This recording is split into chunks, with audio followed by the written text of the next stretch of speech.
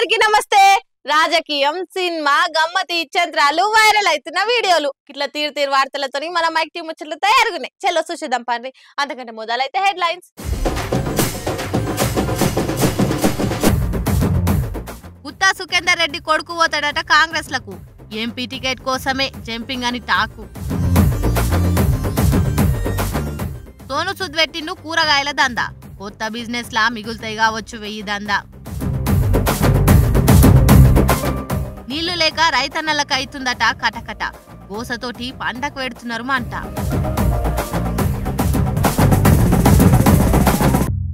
ఉన్నోళ్ళే 4-5 బలమైనోళ్ళు. వాళ్ళు కూడా పోతే బీఆర్ఎస్ లో కోనాయ అనేటోడు ఉండడు. పార్టీలు ఓడిపోయినా సరే కేసీఆర్ తో నుండి ఎంపీగా పోటీ చేయాలని ఆశలు పెట్టుకొని చాలా మంది ఆగిపోయిండ్రు బీఆర్ఎస్ లా. కానీ మెల్లమెల్లగా వాళ్ళు కూడా తోక ముడిచేటట్లే కనబడుతుంది కథ చూస్తుంటే. ఇగో సీనియర్ లీడరు నల్గొండ కొండంత బలం గుత్తా సార్ కొడుకు గుండు గుత్తుగా కాంగ్రెస్ లో షేరిక అవుతుండనే వార్తలు గుప్పుమంటున్నాయి. మళ్ళీ నిజమే కావచ్చునా?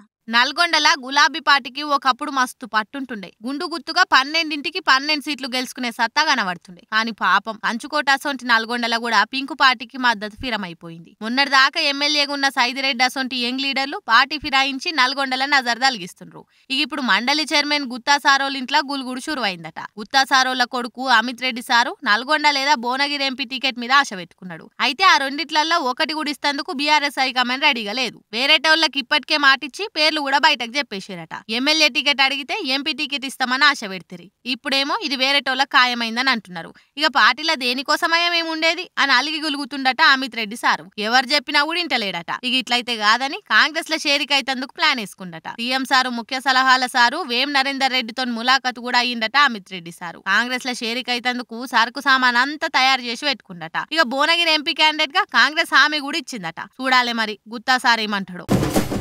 ఈసారి జర కరువు బాగానే ఉండే తట్టున్నది మనకు. యాసంగి పొలాలకు ఏడ నీళ్లు చక్కగా అందుతలేవు. చాలా జాగలల్లా బోర్లు ఎండిపోయినాయి. రైతులకు ట్యాంకర్లే గతవుతున్నాయి. ఇక అవి కూడా లేనోళ్ళు ఇగో గిట్ల చేస్తున్నారు.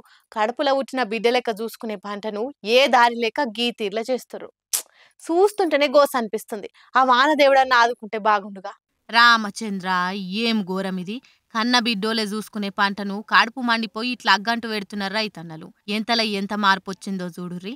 మానుకొండ నియోజకవర్గం ఇల్లంతుకుంట మండలం పెద్దలింగాపూర్ కాడ నీళ్లు లేక ఎండిన పంటకు నిప్పు పెడుతుండ్రు రైతులు. మండలంలో 2 ప్రాజెక్టులున్నా కూడా పొలాలు ఎండబెట్టుకుంటున్నామని ఏడుస్తున్నారు. ఈడొక్క జాగలనే కాదు చాలా జాగలల్లా గిదే కథ మోపైంది. యాసంగి పంటలేసిన రైతుల పరిస్థితి ఏం ఆశాకరం లేదు. ప్రాజెక్టులల్లో నీళ్లిడు మన ఆఫీసర్ల చుట్టూ తిరిగినా ఆలు సేవన పెడతలేరట. ఇక ఇట్లయితే కాదని కొంతమంది రైతులు కరుసుకేన్ కాడకుట ట్యాంకర్లతో నీళ్లు తెచ్చి పంటలను నడుపుకుంటున్నారు. అది కూడా వీలుగానోలు ఇట్లా రగిలిపోయి పంటకు అగ్గంటు పెడుతున్నారు. ఇక చూసి ప్రతిపక్ష పోలేమో పాత రోజులు మళ్ళా పట్టుకొచ్చిండ్రు కాంగ్రెస్ వాళ్ళు అందెప్పి పడుస్తున్నారు. మళ్ళీ ఇసోంటి పరిస్థితుల మీద సర్కారు ఏం ఆలోచన చేస్తుందో చూడాలిగా. ఓ సార్లు గా నీళ్ళేదో ఇడిస్తే రైతన్నలకు గింత ఆసరైనట్టుంటదిగా సారు. జర ఆలోచన చెయ్యుండ్రి.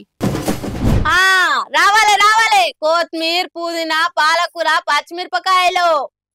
ఏంది కూరగాయల బేరం చేస్తున్నాను అనుకుంటుర్రా? చేస్తే తప్పేముంది. ఇవాళ రేపు కూరగాయల బేరం చేసేటోళ్ళ తనని మస్తు పైసలు ఉంటున్నాయి. అయితే కూరగాయల దుకాణం మనది కాదనుకోండి. సోను సూద్ సార్ ఉన్నాడు కదా, ఆ సారు ఖమ్మంలో ఒక కూరగాయల దుకాణం పెట్టిండట. ఏమేం కావాలనో తెచ్చుకుందాం పాన్రి. సోను సూద్ సినిమాలలో రౌడీ గుండెగాడు గాని బయట రియల్ హీరో. ఆయన పేరు చెప్తేనే కొందరు కాదో భరోసా. రోమాలు నిక్కవొడిచే ఎమోషన్. కరోనా కష్టకాలంలో ఆయన ఎంతో మందిని ఆదుకున్నాడు. చేట్లకెళ్లి పైసలు ఖర్చు పెట్టి మరి ఎందరికో సాయం చేసిండు. అప్పులు చేసి ఆస్తులు అమ్ముకొని ఆపదలున్న ఎంతో మందికి అండగా నిలబడ్డాడు. హీరో అంటే గిట్లుండాలి రబై అని చాటుకున్నాడు. సోనుబాయి సేవలు అందుకున్నోళ్ళు భయమని తప్పకుండా ఒక్కొక్కరు ఒక్కో తీర్ల థ్యాంక్స్ చెప్తుంటారు. అట్లనే ఒక అక్క ఎవరో గాని ఖమ్మంలో కూరగాయల దుకాణం పెట్టిందట. ఆ దుకాణం పేరు సోను సూద్ కూరగాయల దుకాణం అని పెట్టింది. ఆ అక్క ఎప్పుడు పెట్టిందో ఏమో గాని గిట్లనే ఎవరో కూరగాయలు తీసుకునేటందుకు వచ్చి ఈ దుకాణం పేరు కనబడేటట్లు సోషల్ మీడియాలో పోస్ట్ పెట్టిరు. ఇక ఆ ఫోటో వైరల్ అయి సోనుబాయి దగ్గరికి పోయింది. దాన్ని మళ్ళా రీట్వీట్ చేసిండు మన సోనుబాయి. ఇప్పుడు నాకు ఒక కూరగాయల దుకాణం ఉంది, ఎవరికేం కావాలనో వచ్చి తీసుకోండి అని పోస్ట్ పెట్టిండు. ఇక నెటిజన్లు దాన్ని చూసినాక కూకుంటారా? మస్తు ఫిదా అవుతున్నారు. సోను సూద్ మీద పొగడ్తల వాన కురిపిస్తారు. ప్రతి ఒక్కల గుండెలా మీరు ఎల్లకాలం నిలిచిపోతారు సారు. ఇండియా మొత్తం మిమ్మల్ని ప్రేమిస్తుంది అని తీరు కామెంట్లు చేస్తారు. ఏదేమైనా గాని సోను సార్ ఈ గౌరవానికి మీరు 100% అర్హులంతే. ఇంటికి పోతే బువ్వలేదు, శెల్కకు పోతే నీళ్లు లేవు అని ఓ రైతు మాట్లాడిన మాటలు ఇప్పుడు సోషల్ మీడియాలో మస్తు వైరల్ అయినాయి. మరి ఆ తాతకు అంత బాధ ఏమొచ్చిందో అరుచుకుందాం పాండ్రి. ఇగో గీ తాత పేరు మల్లయ్య, నల్గొండ జిల్లా ముషంపల్లి ఊరు. ఎద్దెవసం బాగానే ఉన్నట్టున్నది. కేసీఆర్ సార్ సీఎం ఉన్నప్పుడు మల్లయ్య తాత వ్యవసం మస్తు ఊపు మీద నడిచిందట. అప్పుడు నీళ్లకు కరెంటుకు ఇంకా కాలానికి ఎసొంటి తక్లీఫ్ లేదట. అప్పులు గిప్పులు లేకుండా 60-12 దినాలు వ్యవసాయం చేసుకుంటా హాయిగా ఉంటుండేనట ఈ తాత. పాపం ఇప్పుడు మల్లయ్య తాత పరిస్థితి మొత్తం ఆగమాగముందట. బిచ్చం బతకాయే సారు నాది అని గొల్లుమని గోడెల్ల పోసుకుంటుండు. అప్పులు కుప్పలైపోయి నా కొడుకు చచ్చిపోయిండు, నాకిగా బువ్వ పెట్టేటోడు కూడా దిక్కులేడు, కేసీఆర్ సార్ లేక ఏం బతకాయిపాయనాది అని ఒక్క తీరుగా గోదరిల్లుతున్నాడు. ఎప్పటికైనా మళ్ళా నువ్వే గెలవాలే, నువ్వే ఉండాలే కేసీఆర్ అని ఓ వీడియో పెట్టిండు తాత. ఈ వీడియో మస్తు వైరల్ అయి కేటీఆర్ సార్ దగ్గరికి చేరింది. దానికి ఫిదా అయిన కేటీఆర్ సారు, అబ్బా నా గుండెని తాకినో మల్లయ్య తాత, వచ్చి నిన్ను కలుస్తా అని అన్నాడు. ఇక ఇదిట్లుంటే కావాలనే రైతుతోటి బీఆర్ఎస్ సోషల్ మీడియా పేజ్ వాళ్ళు అట్లా మాట్లాడిచ్చిండ్రు. గవర్నమెంట్ ను బద్నాం చేయాలనే చూస్తుండ్రు అని అంటున్నారు కాంగ్రెస్ వాళ్ళు. మరి పెద్ద మనిషికేమో గవేం తెలియదాయే, మైకు పెడితే మాట్లాడినట్టున్నాడు. జర గవర్నమెంట్ వాళ్ళైనా బద్నాం కాకముందే రైతులకు ఇచ్చే నీళ్ళేదో ఇడిస్తే మంచిగుండు. చేతులు గాలినాక ఆకులు పట్టుకున్నట్టు చేయకుండా జర ముందుగానే రైతులకు గోస లేకుండా చేస్తే బాగుండు. అబ్బా ఏం అదృష్టం చేసుకురుల్లా ఆడోళ్ళు. వీళ్ళంతా ఏన్నో నక్కతో దొక్కొచ్చినట్టున్నారు. అరే ఒకటేనుకొకటి వీళ్ళ కాడికే వస్తున్నాయిగా. మహాలక్ష్మి పథకం కింద ఫ్రీ బస్సుల గురించి రోజుకో వార్త చెప్పుకుంటూనే ఉన్నాం. ఇప్పుడు ఆడోళ్ళకి బస్సులు చాలతలేవని ఇంకిన్ని బస్సులు కొన్నది మన సర్కారు. మళ్ళా అవి ఆర్డినరీ బస్సులు కావు.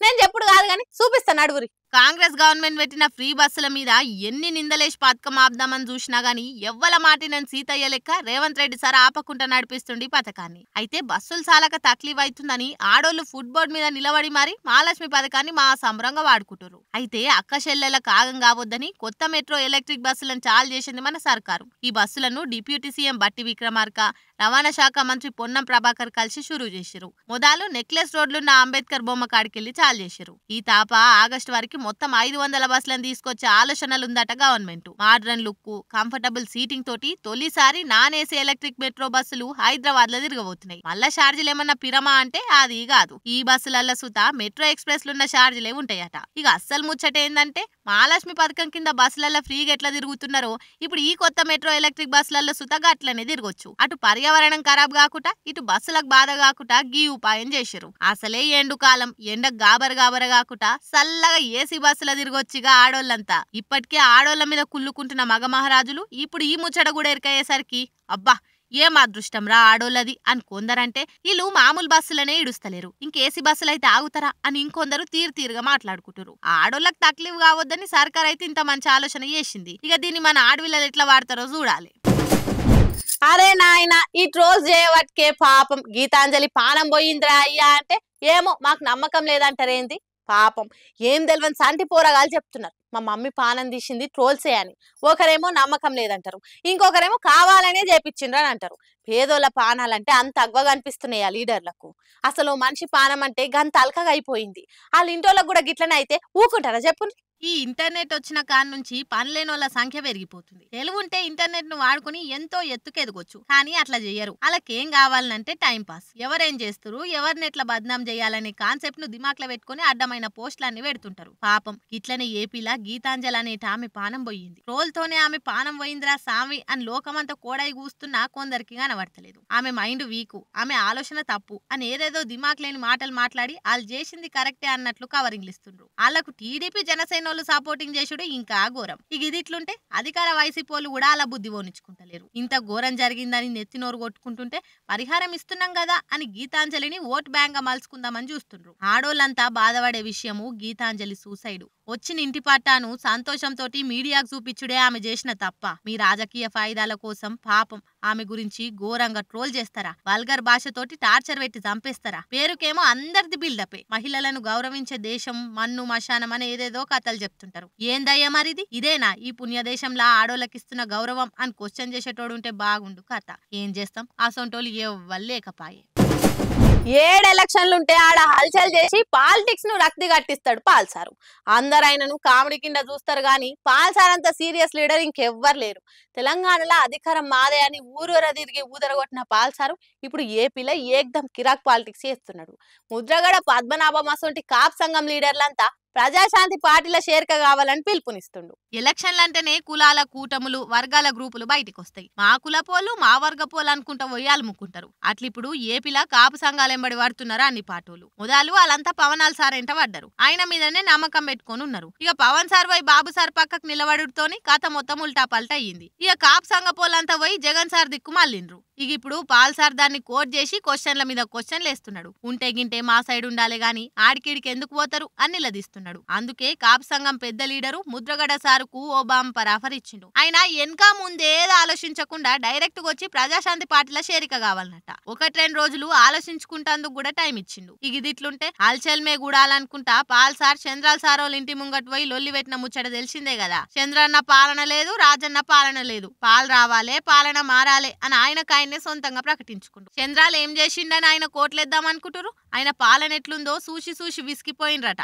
ఇక పాలన అంటే సినిమాలలో డాన్సులు చేసినంత ఈజీ కాదని పవన్ కళ్యాణ్ సార్ కూడా సురుకులు పెట్టిండు. బాబు మోహన్ అసోంటి సీనియర్ లీడర్లే ప్రజాశాంతి పార్టీల చేరిక అవుతుంటే ఇంకా బయటి పార్టీల పొంటి తిరుగుడెందుకు, రాండ్రి మా పార్టీలకని అందరికి పిలుపునిచ్చిండు.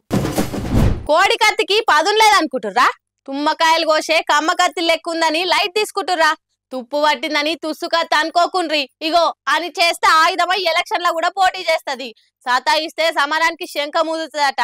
తిరకాస్తు పెడితే తిరగబడి ఎలక్షన్లలో తిప్పలు పెడతదట. సీఎం జగన్ సార్ మీద మర్డర్ అటాకింగ్ కేసుల నిందితుడు కోడికత్తు సీన్ ఉన్నాడు కదా. ఇక ఆయన రాజకీయాలకు ఎంట్రీ ఇచ్చిండు. జై భీమ్ భారత్ పార్టీల షేరికైన ఆయన విజయవాడలున్న పార్టీ ఆఫీస్ లా కండువా కప్పుకున్నాడు. పార్టీ అధ్యక్షుడు జడశ్రావణ్ ఆయనకు వెల్కమ్ చెప్పిండు. జై భీమ్ భారత్ పార్టీ తరపున అమలాపురం నుంచి పోటీ చేస్తాడని అంటున్నారు. ఏం సంగతి, రాజకీయ రంగ ప్రవేశం చేసినావు అని అడిగితే, నేను రాజకీయాలకు వచ్చింది నా కోసం కాదు, నా సొంటి పేదోళ్ల కోసం అని చెప్పిండు. కులం కోసమో మతం కోసమో నేను ఈ నిర్ణయం తీసుకోలేదని క్లారిటీ ఇచ్చిండు. చట్టసభలలో అడుగుపెట్టి పేదోళ్ల సమస్యలు సాల్వ్ చేస్తా అని అన్నాడు. ఇక పార్టీ అధ్యక్షుడు కూడా కోడికత్తి సీన్ గురించి జరంతసేపు మాట్లాడిండు. జగన్ గవర్నమెంట్ లా కోడికత్తి సీన్ అసొంటోళ్ళ ఎంతో మందికి అండగా నిలబడతందుకు, రాజ్యాంగాన్ని కాపాడుతందుకు మా పార్టీ పాటు పడుతుందని చెప్పిండు. జై భీమ్ భారత్ పార్టీ తరపున సీఎం జగన్ మీద పులివెందులకెళ్లి దస్తగిర్ అనేట ఆయనను పోటీకి నిలబెడుతున్నామని అన్నాడు. సరే ఇది ఎట్లున్నా గానీ ఓగాల కోడికత్తి సీన్ గనుక ఎమ్మెల్యేగా గెలిచి అసెంబ్లీలో అడుగు పెడితే ఉంటది